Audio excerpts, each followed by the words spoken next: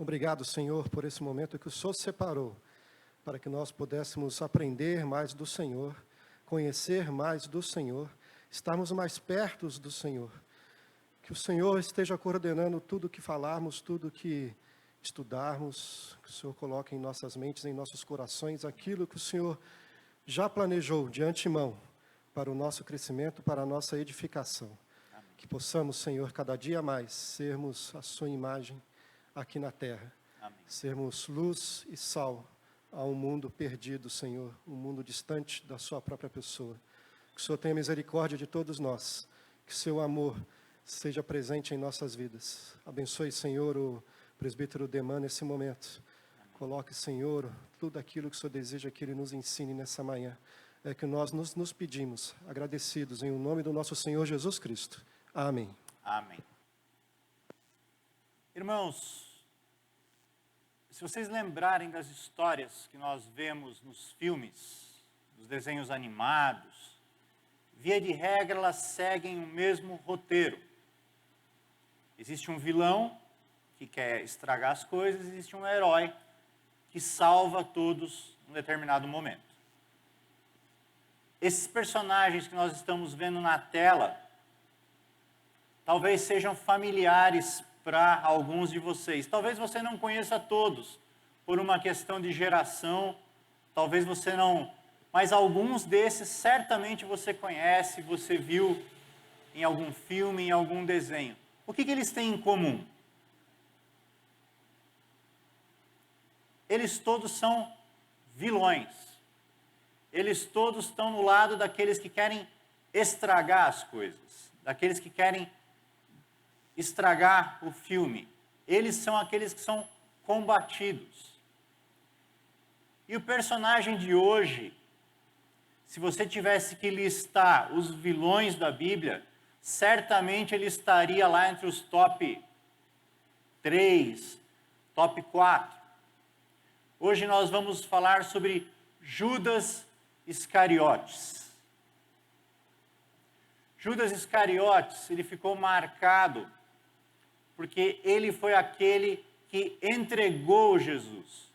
Ele foi aquele que traiu Jesus. Essa foi a marca de Judas Iscariotes. Ele ficou tão marcado que o nome dele virou sinônimo de traição. Quando você quer se referir a alguém traidor, você fala assim: aquele fulano é um Judas Iscariotes. Aquele fulano é um Judas, é um traidor. Não é assim? Hoje nós vamos nos aprofundar nesse personagem. Eu convido vocês a, nesse estudo, para que nós reviremos, para que nós tentemos buscar a fundo mais sobre Judas Iscariotes e, mais importante, o que ele nos ensina, o que ele tem para a nossa vida. Pastor? Eu vou chegar lá, pastor. Ele teve uma morte trágica. Nós não vamos ler o texto, mas quem estiver em casa pode ler. E esse é o ponto que o pastor acabou de falar. Quantos Judas Iscariotes você conhece? A gente conhece um monte de Paulo, um monte de Pedro, um monte de João. Mas, pastor, quanto tempo o senhor tem de ministério? 33 anos de ministério. Quantos Judas Iscariotes o senhor batizou? 0? Nem viu. Alguém já viu? Esse aqui é meu filho. Eu vou chamá-lo de Judas Iscariotes. Não tem, né? Porque esse personagem ficou marcado. Eu conversava com a minha irmã sobre essa aula e ela me dizia: eu não consigo gostar de Judas. Judas Iscariotes como ele pôde fazer aquilo que ele fez. Judas Iscariotes definitivamente é um dos vilões da Bíblia. É ou não é? Vamos estudar mais sobre Judas. Judas, ele é tão malquisto que em alguns lugares do Brasil tem a malhação do Judas. Já viram isso? Eles pegam um bonecão e aí desce o sarrafo no bonecão. Não sei exatamente para quê, não sei exatamente porquê, não sei muito que graça que isso tem, mas tem pessoas que vão lá e malham Judas. Falam, Judas malvado, e vão lá e desce o sarrafo no Judas, né? Porque Judas é alguém de quem nós não gostamos. Mas tem um problema. Eu preciso te falar que você é mais parecido com Judas do que você gostaria. As nossas vidas, a gente deveria, como cristão, ser parecido com Jesus. Só que nós nos parecemos muito mais com Judas Iscariotes do que com Jesus. A nossa carne, o nosso pecado militam contra nós, nos afastam do que é certo.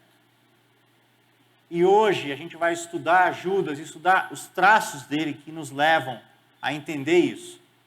E não se assuste se ao longo da aula você achar algumas semelhanças entre você e Judas. O presbítero Alan Caster está lá no fundo com o microfone. Se alguém quiser participar da aula, vou pedir que levante a mão e espere o microfone. A mesma coisa para a leitura bíblica. Levante a mão e aguarde o microfone chegar até você. Quando o microfone chegar, você proceda à leitura. Muito bem. O que motivou Judas a trair Jesus? É a primeira coisa que nós precisamos pensar. E esse motivo foi a cobiça. Se nós formos ao dicionário e buscarmos entender o que é a cobiça é um desejo desenfreado por alguma coisa. É você querer aquela coisa muito.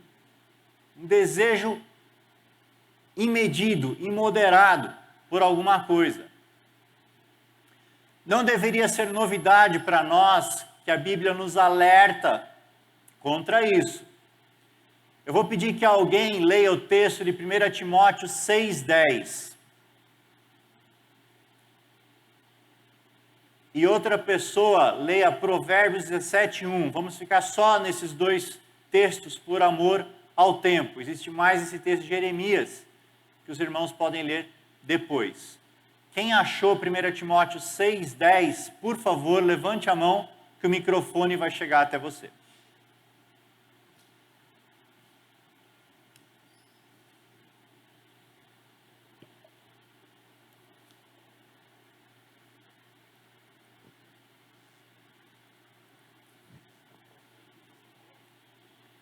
É a raiz de...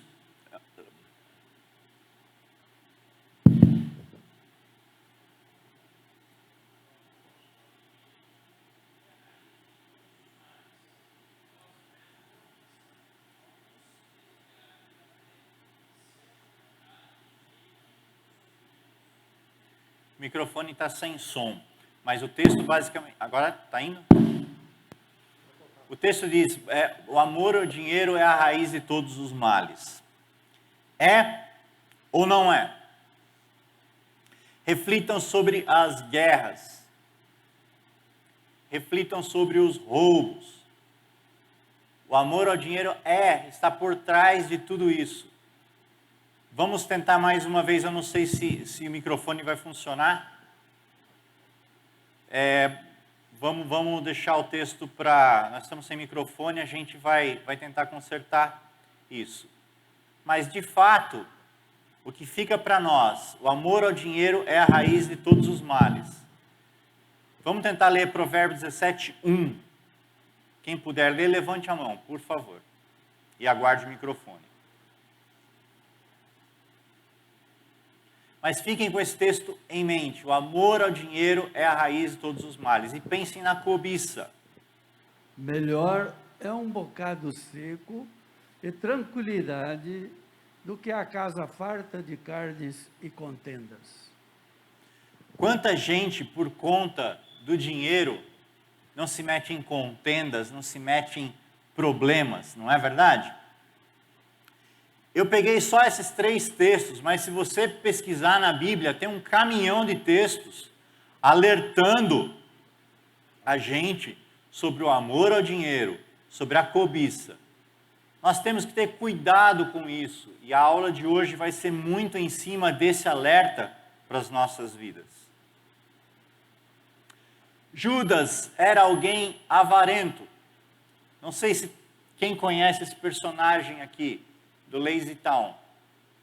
Alguns de vocês certamente. Mas ele reflete muito bem a avareza. Tudo era dele. Tudo era dele. E às vezes, com a gente é assim. Vamos ler o texto de João 12, 1 a 8. Por favor, quem puder ler, levante a mão. E nós vamos mergulhar mais sobre a avareza. Esse problema que flagelou Judas e levou ele à queda. João 12, de 1 a 8.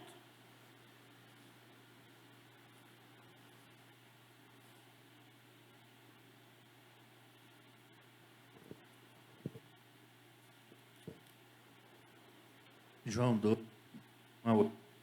João 12, 1 a 8. De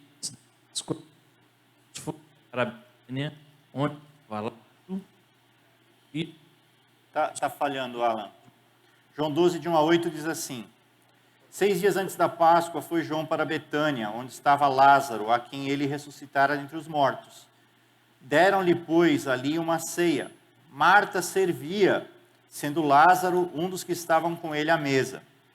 Então Maria, tomando uma libra de bálsamo de nardo puro, muito precioso, ungiu os pés de Jesus e os enxugou com seus cabelos, e encheu-se de toda a casa com o perfume do bálsamo. Mas Judas Iscariotes, um dos seus discípulos, que estava para traí-lo, disse: por que não se vendeu esse perfume por 300 denários e não se deu aos pobres? Isto, disse ele, não porque tivesse cuidado dos pobres, mas porque era ladrão, e tendo a bolsa, tirava o que nela se lançava.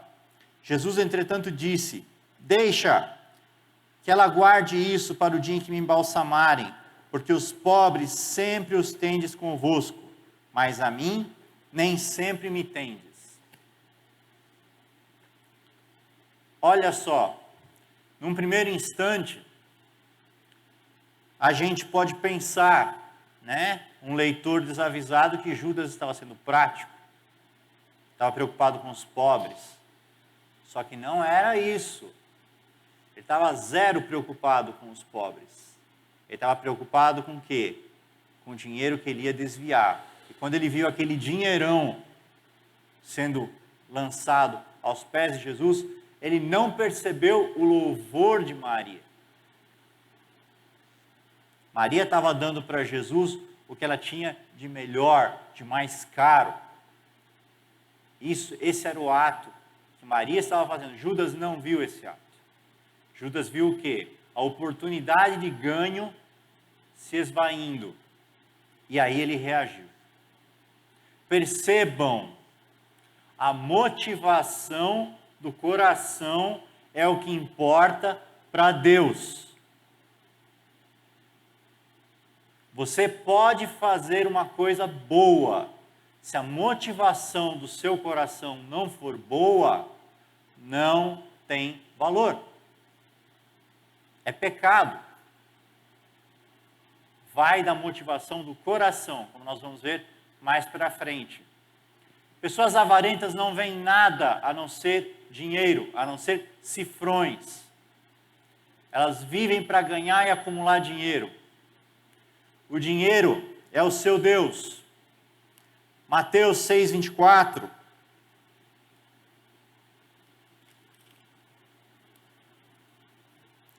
Diz assim: ninguém pode servir a 2 senhores, porque ou há de aborrecer-se de um e amar ao outro, ou se devotará a um e desprezará ao outro. Não podeis servir a Deus e às riquezas. Deus exige o monopólio da nossa adoração. Jesus Cristo é Senhor. Senhor não divide o senhorio dele com ninguém. Nós reformados temos um brado, só lhe deu glória, glória somente a Deus. A glória não pertence a mais ninguém. Se você dá glória às riquezas, você está pecando. A glória é só a Deus. E o dinheiro, ele também é o Senhor. Se você decidir servir a esse Senhor, ele vai te escravizar. Esse é um problema.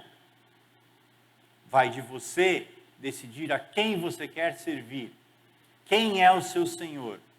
E você só tem um Senhor.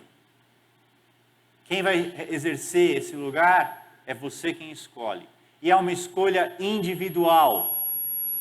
A igreja não escolhe por você. Sua família não escolhe por você. É você que escolhe quem é o Senhor do seu coração. Mais ninguém.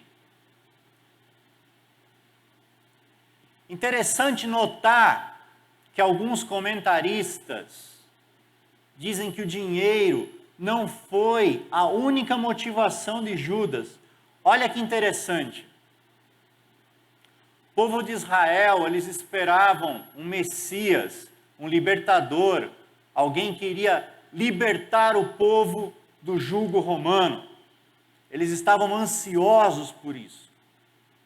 E Judas via em Jesus esse libertador, esse líder revolucionário que iria libertar o povo. E ele pensou assim: eu sou tesoureiro do grupo. Se Jesus tirar o Império Romano, ele vai ser rei. Se ele for rei, quem que ele vai escolher para ministro da Fazenda?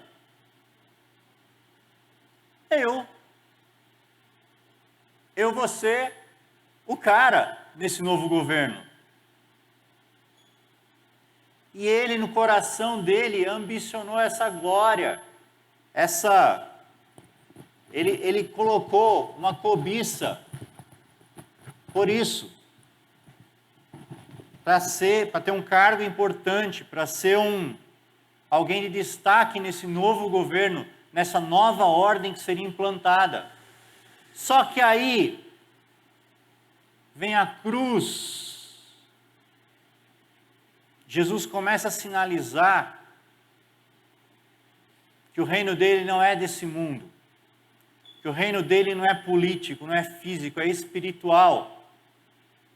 Judas, quando começou a ver a casa cair, o que ele fez?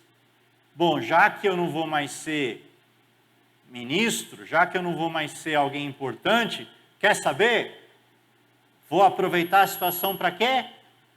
Para levar alguma coisa, para tirar proveito enquanto eu tenho a chance de fazer algum lucro. Há quem diga que isso possa ter passado pela cabeça de Judas. Ou seja, a gente não se corrompe só por dinheiro, a gente se corrompe por posição, a gente se corrompe por cargo, a gente se corrompe por destaque. Nosso coração é corrupto. Vale a pena dizer que a lógica cristã é contra a lógica do mundo. O mundo diz: siga o seu coração, não diz? A Bíblia diz que seu coração é corrupto. A Bíblia diz que seu coração vai te trair. Cuidado para não ficar com o pé em duas canoas. Não vai funcionar. O mundo diz que você tem que ser o cara. O que a Bíblia diz? Você quer ser o cara? Seja o menor, sirva. Não busque o destaque, porque o destaque corrompe. A história de Judas está aí, para nos lembrar, para nos alertar disso. Muito cuidado. Outra característica de Judas é a hipocrisia. O que é a hipocrisia? Nós já lemos o texto de João. Judas, ele não chegou e falou assim: mas que absurdo, dinheiro sendo jogado fora. Não. Percebam a ação dele. Ele não chegou, ele não foi óbvio, ele não falou assim, por que jogar fora esse dinheiro ao invés de dar para mim? Foi isso que ele falou? Não. Ele foi dissimulado, ele não foi sincero. Ele falou o quê? Olha quantos pobres. Por que a gente não vende esse dinheiro e não dá para os pobres? Nós já dissemos que a preocupação dele com os pobres era isso aqui, ó. Ele estava preocupado com o bolso dele. Mas ele usou de um artifício, ele usou de um argumento para justificar a sua posição. Ele usou os pobres, ele usou os pobres para defender o seu ponto. A gente é hipócrita para defender os nossos interesses. A gente é hipócrita por medo de assumir determinadas posições. Porque a gente não tem coragem de falar, a gente usa uma desculpa, um artifício, alguma coisa. Uma pessoa hipócrita não é confiável, porque ela é falsa. Você não sabe as motivações do coração dela. E às vezes, a gente vê isso, infelizmente, na igreja. As motivações parecem espirituais. Parecem. Nem tudo que parece é. Olha Judas. Olha que espiritual, não parece? Vamos pegar o dinheiro para cuidar dos pobres. Olha que nobre. Olha que coisa, que preocupação nobre. Não parece nobre? Mas o que ia no coração de Judas? O que estava por trás dessa nobreza, dessa espiritualidade? Motivações erradas. Você pode fazer o que você quiser na igreja. Se a motivação do seu coração não estiver no lugar certo, você está pecando. Você está sendo hipócrita. O seu coração tem que estar devotado naquilo que você faz. Se não estiver, você está roubado. E aí, nós temos que ler esse texto de 1 Samuel 16:7. Com quem você está lidando?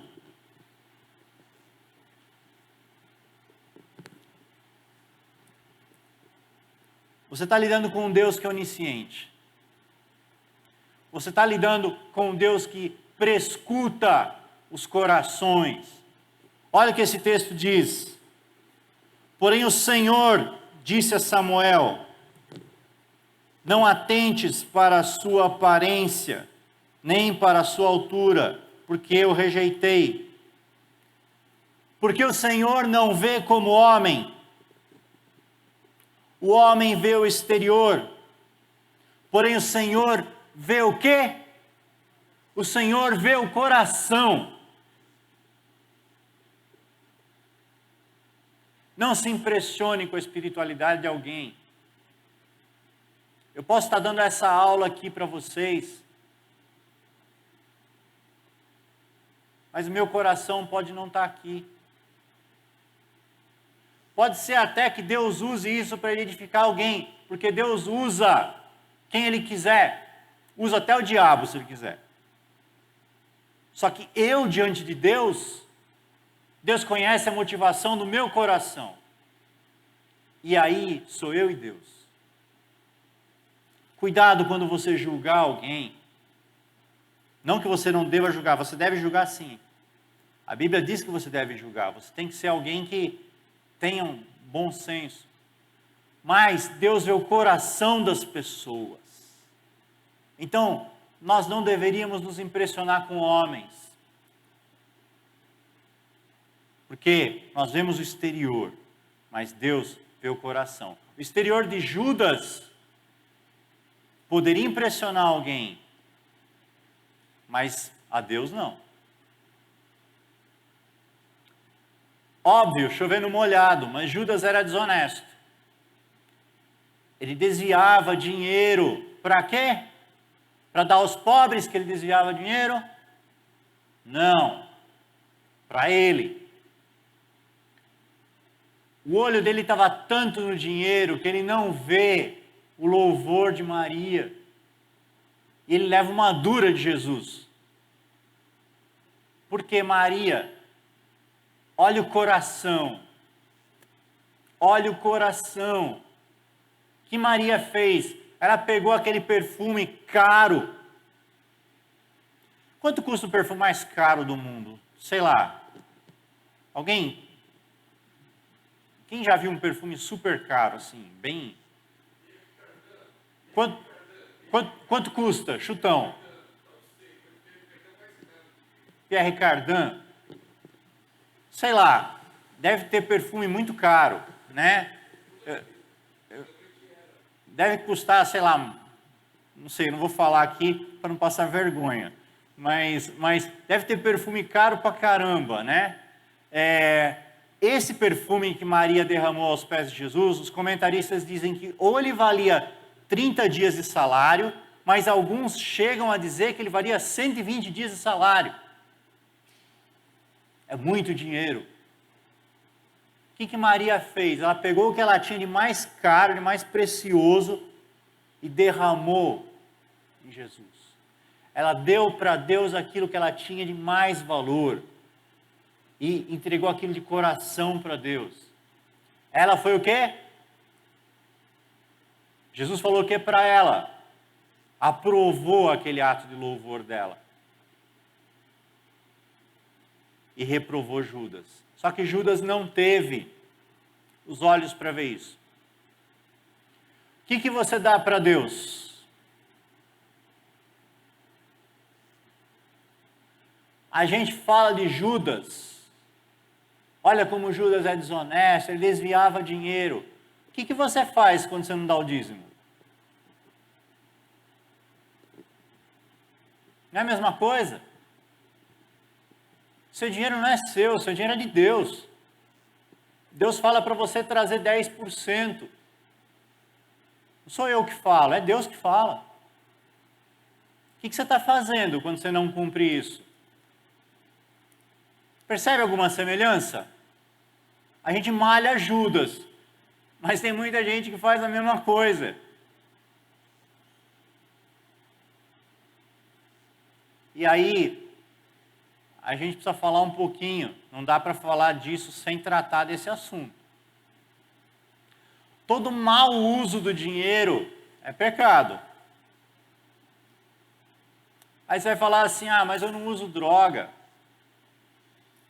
Eu posso comprar um perfume Pierre Cardin, mas qual a motivação do seu coração em fazer isso? Deus vê o coração, cuidado. Cuidado. Eu vou comprar uma Ferrari, vou chegar na igreja, vou parar aquela Ferrari assim, ó. As pessoas vão olhar para mim e falar assim, nossa, como ele é bem sucedido. Olha a motivação do meu coração. Você está pecando. O dinheiro não é seu, o dinheiro tem que ser usado na obra. Quem te deu saúde, quem te deu ar para você ganhar esse dinheiro? Foi Deus. O que Deus espera de você é louvor. E lembra do Soli Deo Glória, lembra do glória somente a Deus. Você não tem que ter luz própria, você não tem que brilhar. Quem tem que brilhar é Deus.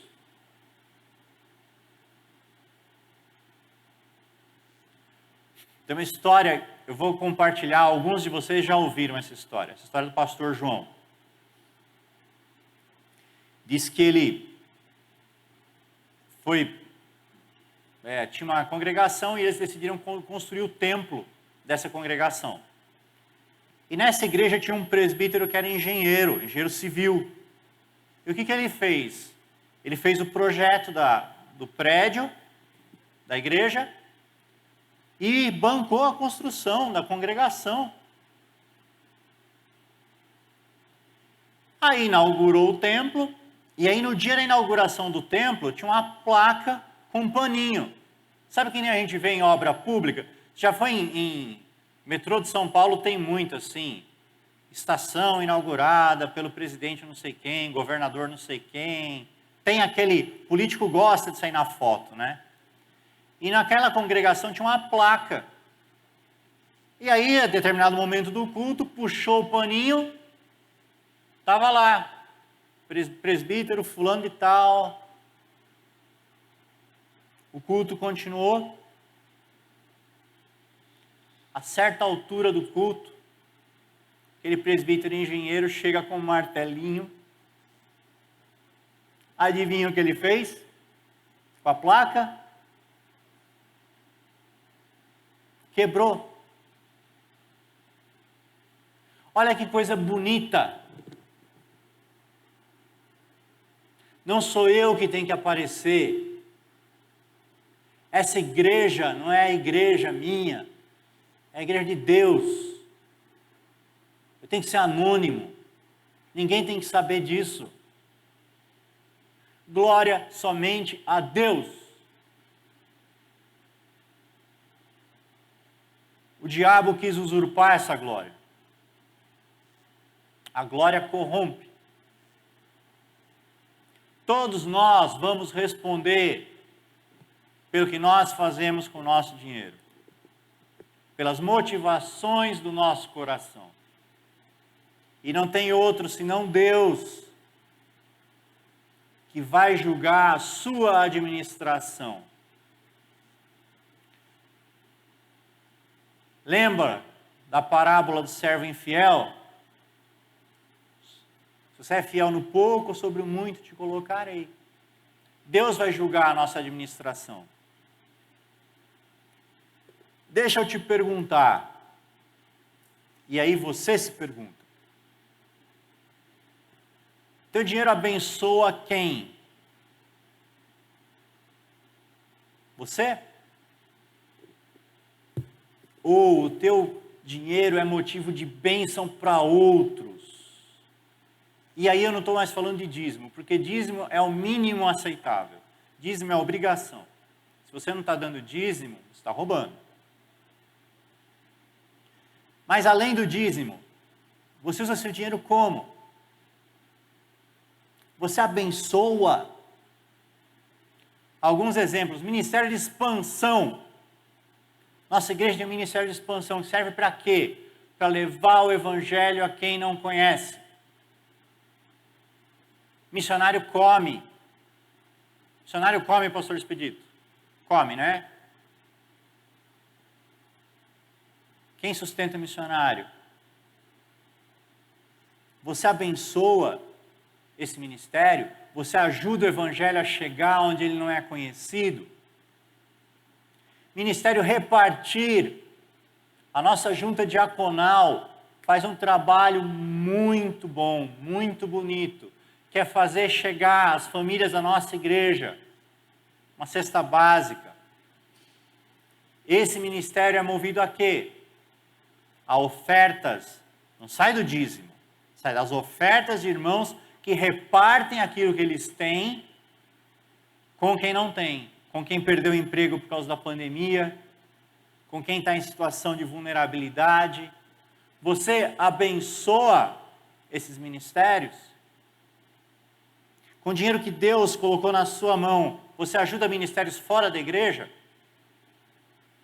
Tem aí portas abertas, canais de teologia na internet que alcançam gente que nunca entraria numa igreja.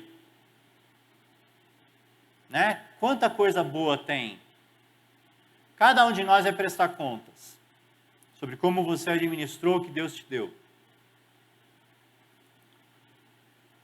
Vamos continuar falando de Judas. Judas tem mais uma característica. Ele era um incitador. Essa é uma sutileza do texto que a gente consegue notar se nós lermos a mesma narrativa em Marcos 14, 4 e 5.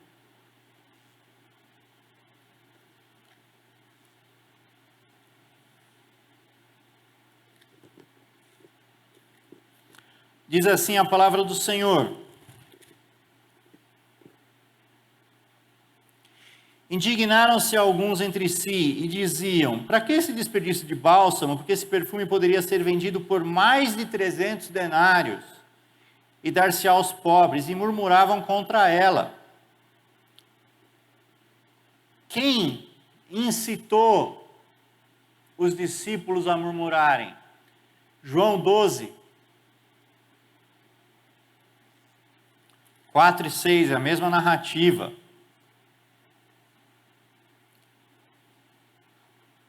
Olha só, se você lê o relato de Marcos, não fica claro, mas se você lê o mesmo relato em João, olha a sutileza.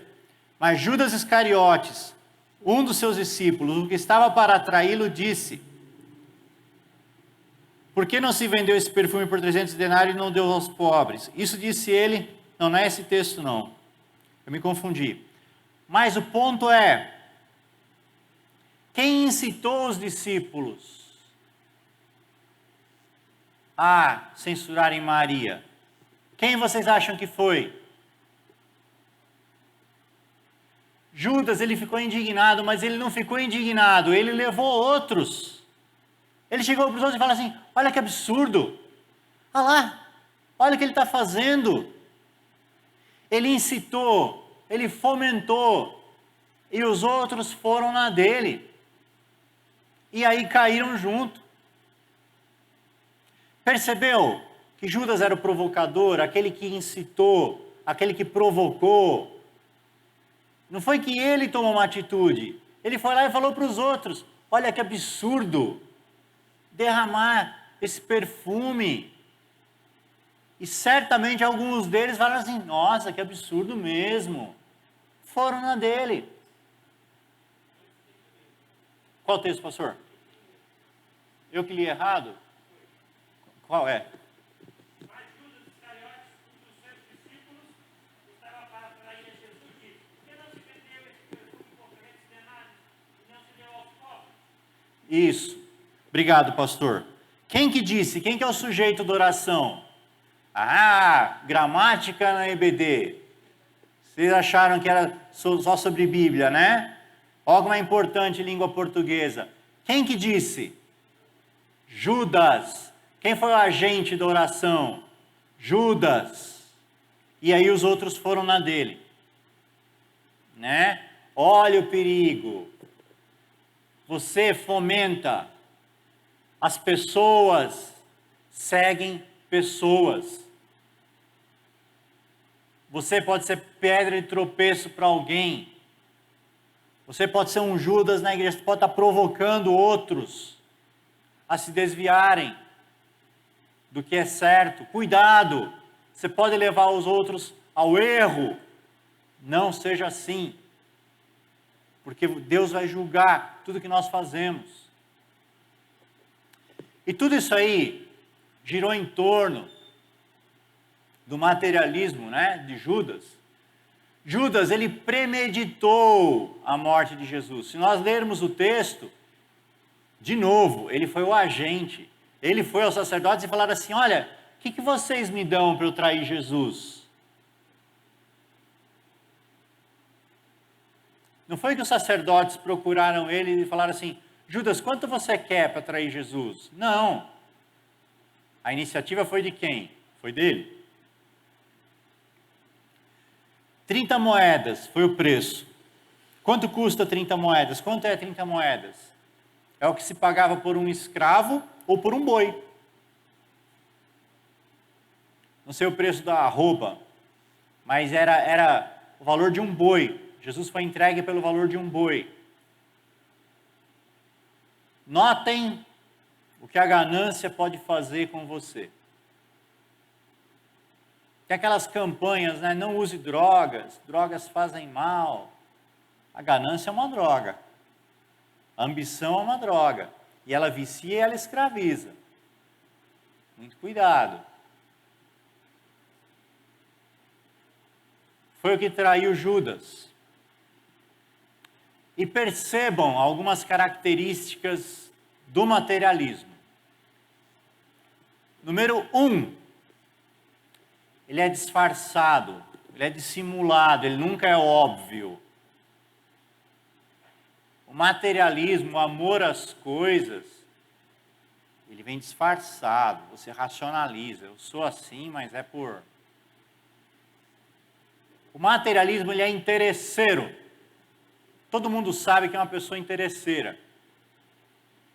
É alguém que por trás das atitudes, das falas, existe o quê? O interesse próprio.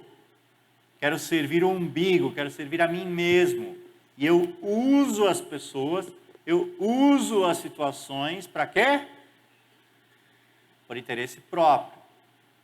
Tem uma raça que nós conhecemos bem, são os políticos. Políticos agem por benevolência. Existe uma frase de um pensador que diz assim: políticos não têm amor, políticos têm interesses. Quando o político inaugura o hospital,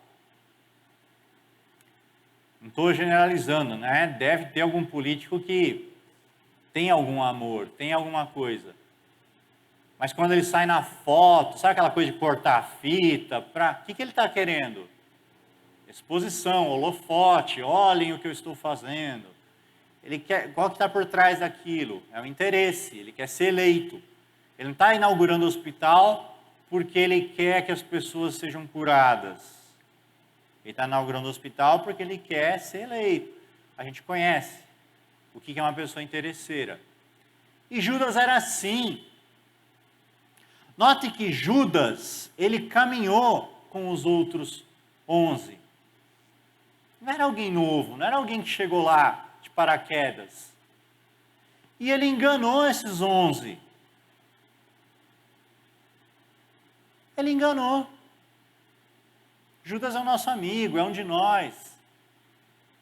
Caminha com a gente. Mas o que tinha no coração dele? Pegar o dinheiro da bolsa e desviar. Materialismo é assim. Uma pessoa materialismo, ela é centrada em si mesmo. Ela pensa nela em primeiro lugar, depois nos outros. Note que isso exclui a generosidade. Porque a generosidade é você pensar nos outros, depois em você. Uma pessoa materialista não consegue ser generosa, ela é egoísta por definição. Ela distorce os valores. As pessoas valem menos do que coisas. As coisas são mais valiosas que as pessoas. Aí eu preciso falar isso para você. Não racionalize o seu pecado, confronte você mesmo. Não busque justificar o seu comportamento. Não busque justificar o seu pecado. Se você quer mudar, se você quer crescer na vida cristã, você tem que se confrontar. Lembra, Davi? Pequei contra ti somente. Pequei. Mais gramática para você. O verbo está em qual pessoa? Primeira pessoa do singular. Eu pequei. Não foi a igreja que pecou. Não foi o pastor. Não foi meu irmão. Eu pequei. Eu sou responsável. Eu estou errado. Eu preciso mudar. Primeira pessoa do singular. Use a primeira pessoa do singular na sua vida para confessar pecados que as coisas vão melhorar. Bom, aí você pode estar pensando assim: ô Deman, você pegou pesado na aula hoje. Judas Iscariotes, falar que eu sou parecido com Judas Iscariotes, que absurdo, pastor, você está exagerando. Eu nunca trairia Jesus. Ah, familiar para você? Senhor, eu jamais trairia o Senhor. Ainda que o galo cante 3 vezes, antes que o galo cante 3 vezes, a gente pode estar falando assim: nossa, que exagero, Judas Iscariotes, fala sério, né? Olha lá, essa turma aí, ó. Uma turma da pesada, né? Hitler, Stalin e esse aqui, quem é? Idi Amin Dada. Tem até um filme, O Último Rei da Escócia, sobre ele. Ele foi um ditador africano, talvez nem todos conheçam ele. Hitler é famoso, Stalin também, mas ele tem 5.000 mortes nas costas. Ele fazia genocídio. Tinha algumas tribos lá que eram contrárias, ele matava a tribo inteira. Ele é mais recente, da década de 60, 70, tal, mais fresco. Eu não sou esses crápulas aqui, não. Imagina. Eu jamais faria uma coisa dessas. Que exagero. Será? Talvez você não tenha tido a chance. Mas como é que você se comportaria diante de certas pressões? O Alan trabalha na Embraer. Quando você vai fazer um avião, você submete ele a testes, né, Alan? Na engenharia, de um modo geral, você bota o avião em condições difíceis, leva ele ao limite para ver se ele é seguro. Olha, se ele aguentou isso aqui, está aprovado. Se ele falhar, não pode voar. Como é que você se comportaria diante de certas pressões? Você pode falar assim, eu jamais farei isso. Será que não faria?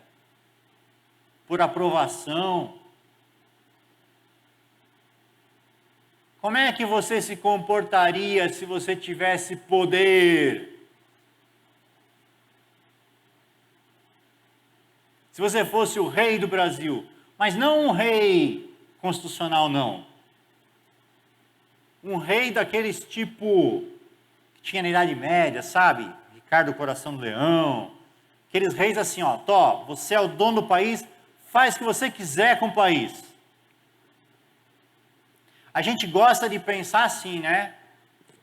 O problema são os outros. O problema é quem discorda de mim. Se eu fosse o rei, o país seria maravilhoso. Não existiria pobreza nas ruas, todo mundo estudando, povo feliz. Como é que você trataria os seus opositores? Se você tivesse todo o poder? Todo o poder. Todo o poder. Será que o seu coração se corromperia? Se você fosse um ditador desses, que não prestasse contas para ninguém.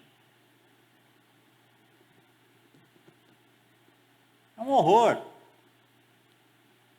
Entra nas mídias sociais e olha aqui, muitos cristãos postam. Bandido bom é bandido morto. Ué, isso é bíblico? Se for, me mostra, porque eu não conheço. A Bíblia fala de graça. Ladrão na cruz. A cruz não é para batedor de carteira, não, viu, gente? A cruz é para terrorista, é para gente casca grossa, não é para réu primário, não. Né? Mas se você tivesse o poder, o que você faria? Se tivesse uma arma na mão? Né? Tanto é que a história, os homens, de tanto apanhar, fizeram leis para limitar o poder dos governantes, inclusive dos reis. Porque a gente sabe que o coração humano é deturpado. Talvez alguns matassem por time de futebol, não é? Não tem torcida organizada que faz isso? Ah, não, qual time você torce? Ah, torceu para o time errado? Ah, você está exilado do país. Oi? Pois é, o pastor está citando um caso aqui do marido que matou a mulher porque ela torcia para outro time. Olha o coração humano como é que é. Não é? Perdão? Foi recente isso. Nossa, 3 semanas. Olha o coração humano. Imagina se esse homem tivesse todo o poder.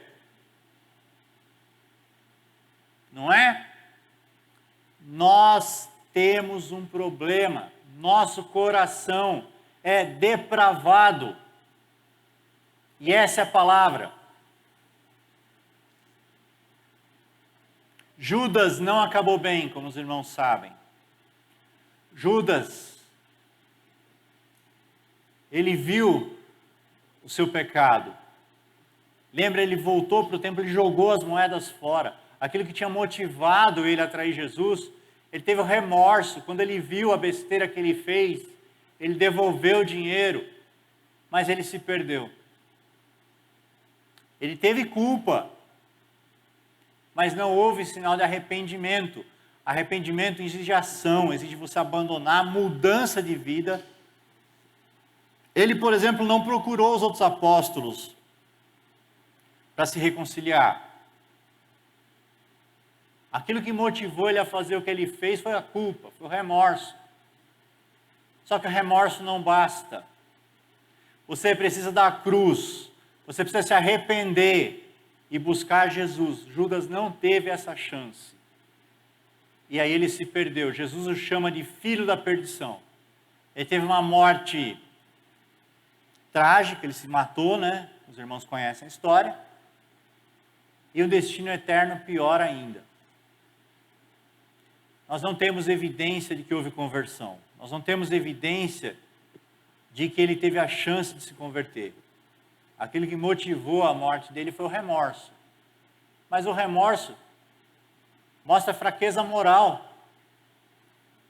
Muita gente vai para o inferno com remorso do seu pecado. Remorso é diferente de arrependimento. Arrependimento quer dizer mudança. Você repudiar o seu pecado e parar de pecar. Agora o remorso é aquela coisa meio conformista, sabe? Ai, isso é tão ruim, né? Mas fazer o quê? É assim mesmo, né? Vida que segue. Síndrome de Gabriela. Eu nasci assim, eu cresci assim, eu sou sempre assim, sempre Gabriela.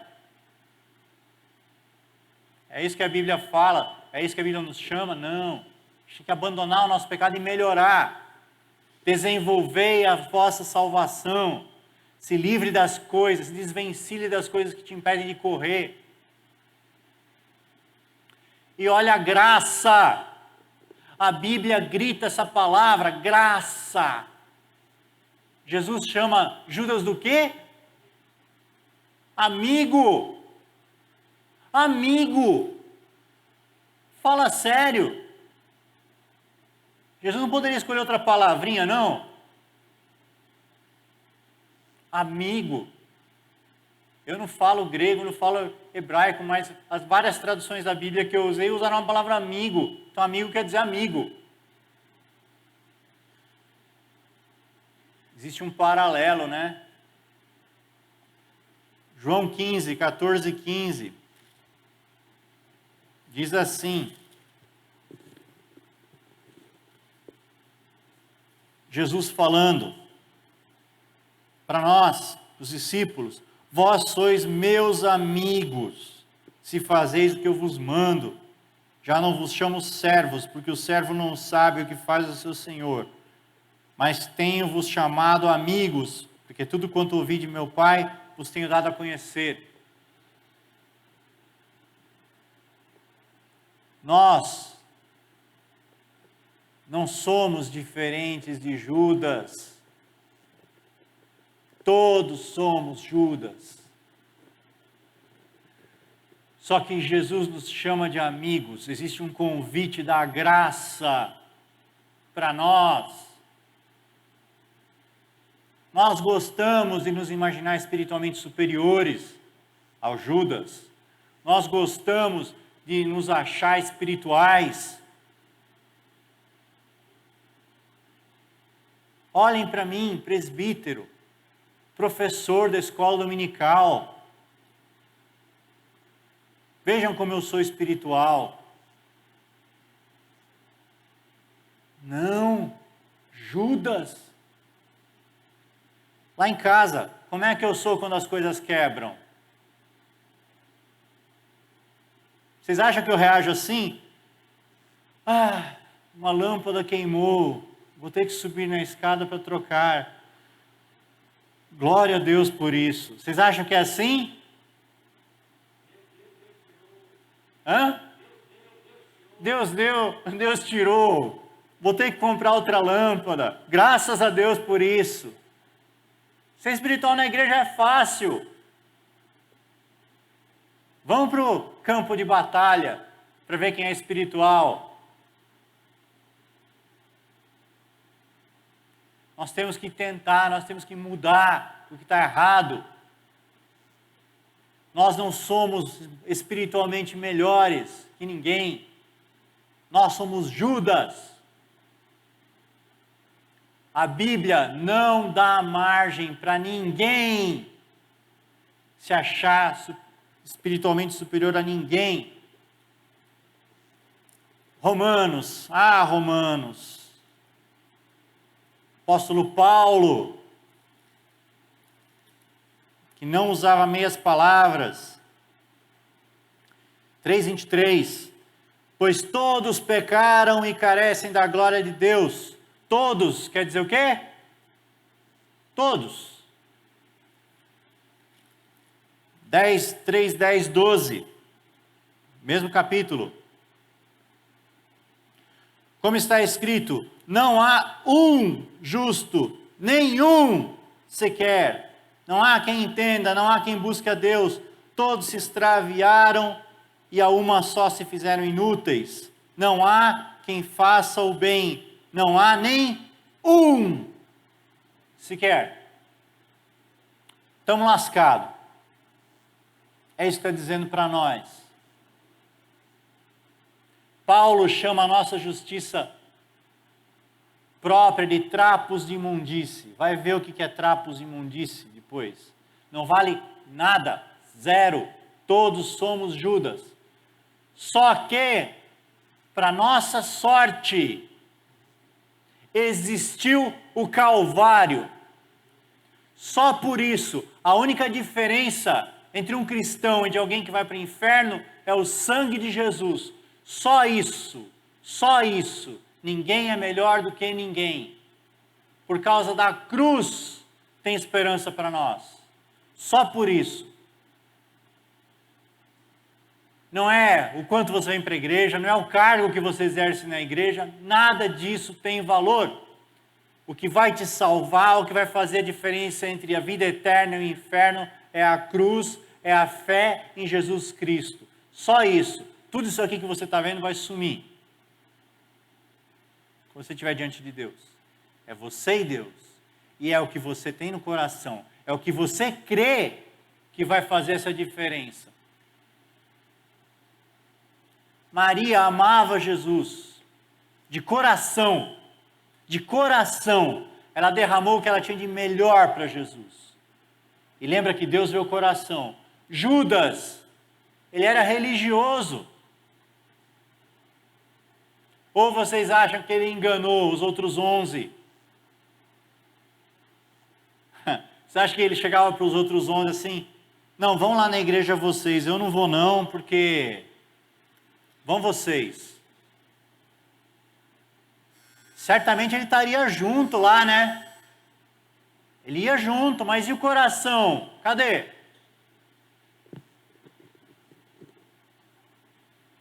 O sinal já tocou, a nossa aula está acabando. A mensagem que eu quero deixar para você é a graça de Jesus. É o sangue de Jesus que pode te salvar.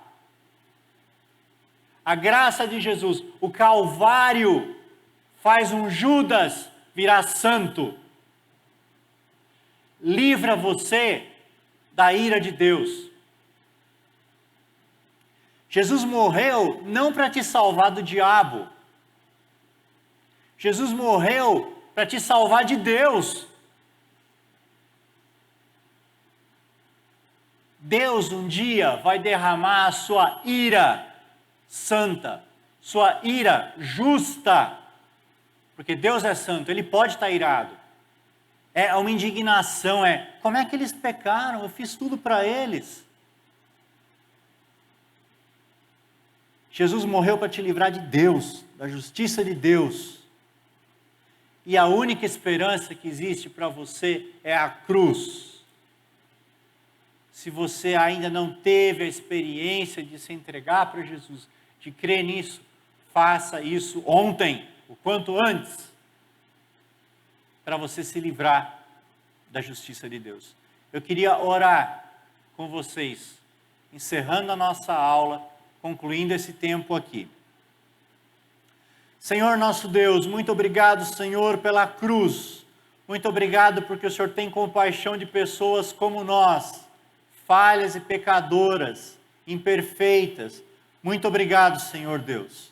Te agradecemos por esse tempo de estudo, te agradecemos porque a Tua palavra nos alerta, Senhor Deus, porque ainda há tempo de decidirmos de que lado nós queremos estar. Muito obrigado por esse dia, muito obrigado por essa igreja, muito obrigado, Senhor Deus, pela Tua bondade. Perdoa as nossas falhas e guia-nos, Pai, para que nós vivamos vidas que Te louvem e que Te honrem. Em nome de Jesus. Amém. Com isso nós encerramos a nossa aula. Desejo aos irmãos um bom dia. Amém?